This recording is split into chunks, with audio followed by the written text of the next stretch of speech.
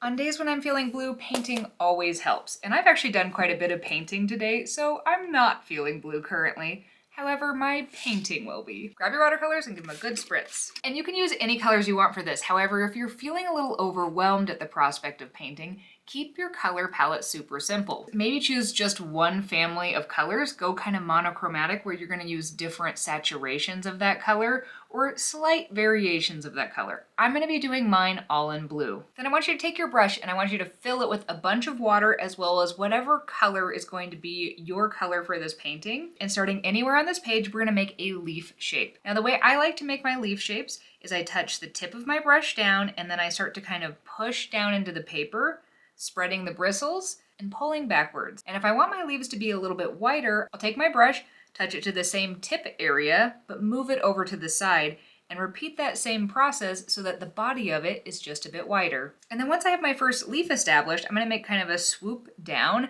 for that stem or the branch that all of the leaves are going to connect to. And then along that center stem or branch, I'm going to branch off and make different leaves. And I'm going to be alternating mine so that they're staggered a little bit. Occasionally I might even make a branch off of a branch and add a couple leaves. And after I have my first branch established, I'm going to go in a different direction and I'm going to make another one of these that's about the same size of leaves, going in a different direction. Now you could fill up your entire page with a maze of these leaves, but my goal with this is to play a little bit with leaving some negative space, or space that I don't actually paint. And some of you might have already spotted this in my previous sketchbook walkthrough, but we're kind of trying to mimic that one. And one of the things that I think makes that one special is that I tried to leave an open area down in the bottom left corner to kind of frame the rest of these leaves. And there's something about leaving that open space that makes these leaves feel a little more elegant. And while I'm making these branches, I'm really using a ton of water. I'm dropping in different blue colors, different saturations of it,